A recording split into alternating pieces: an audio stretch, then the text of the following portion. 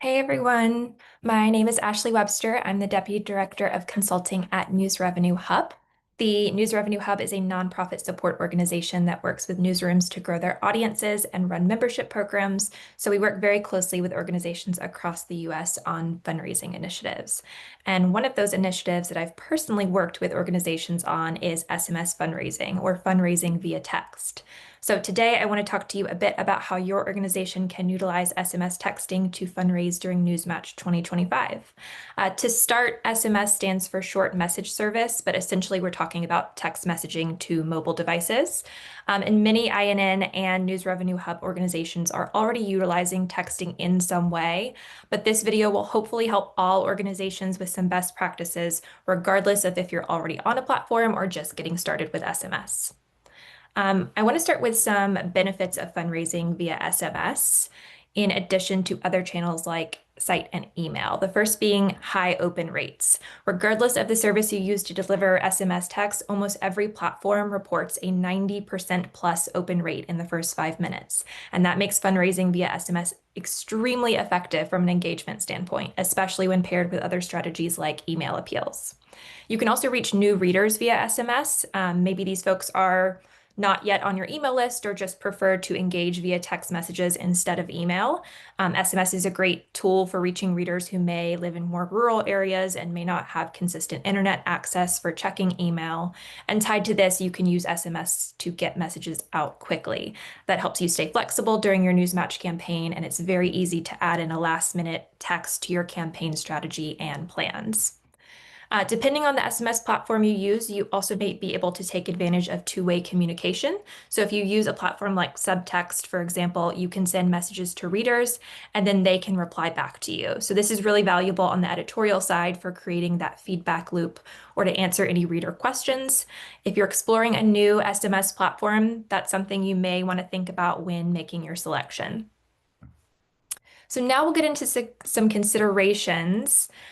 First, you'll want to think about the sender. The same logic applies when you're building an email appeal during NewsMatch. Do you want to send the message from your organization or brand, or do you want this to come from a well-known name at your organization? We'll have an example on the next slide illustrating an individual sign-off.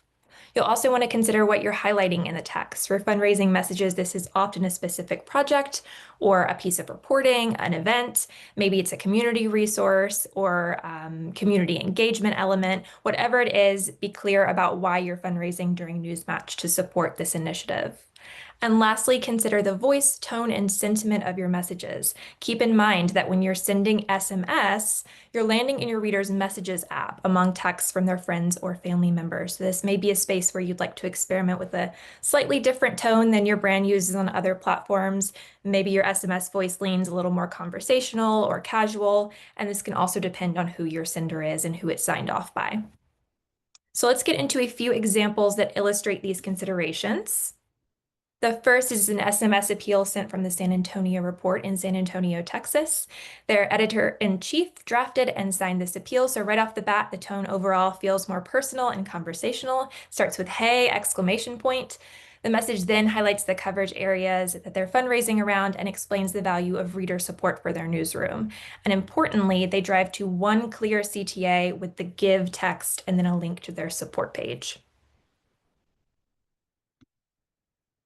In this next example, the Texas Tribune sent a fundraising ask to their voter help desk texting line. We really like this example because it points to a very specific community resource and highlights their service journalism. This message was also signed by someone in their newsroom and includes one clear CTA driving to their support page. It also does a great job explaining the need for reader support. And in this final example, El Paso Matters held a headline happy hour, which they promoted via text. That message starts with an emoji, so the tone is conversational right at the start. Again, this tone makes sense in the context of a messaging app. And although their CTA is to RSVP instead of donate or support, they still make a point to call out how the proceeds of this event can support their nonprofit newsroom.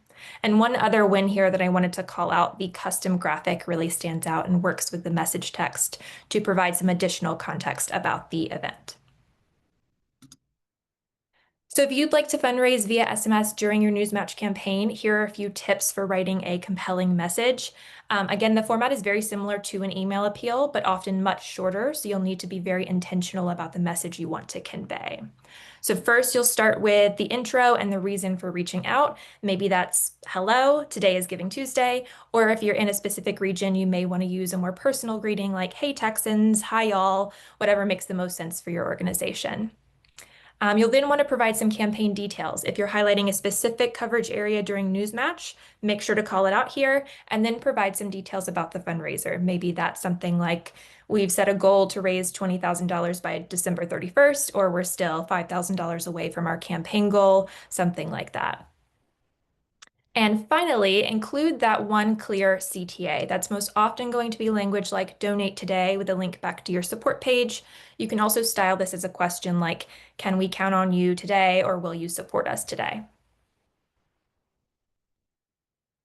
And then some final takeaways for SMS fundraising. First is be clear and concise in your messages. Texts tend to be much shorter than email appeals, so make sure you're communicating the most valuable information here. You want to be highlighting any special reporting or projects. These could be existing resources that readers are engaging with or projects that you hope to make possible with the funds you raise during NewsMatch. You also want to consider the timing of your sends. On a major giving day like Giving Tuesday, you may want to send an appeal early in the morning to kick things off, but you'll also want to consider the number of texts you're sending. And remember, texts are a bit more intrusive than emails, so use them sparingly, but do experiment with a schedule that works best for your organization.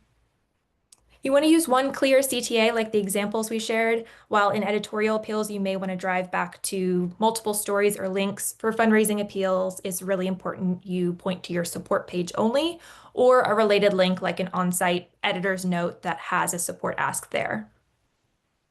You also want to align your SMS schedule with your other NewsMatch campaign efforts. That means if you're sending an email at 11 a.m., you may want to stagger your text by sending earlier or later than the email send.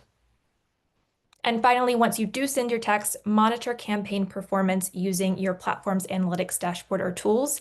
Pay close attention to metrics like open rates and engagement rates, which can help inform messaging, tone, timing, and any other elements in future campaigns.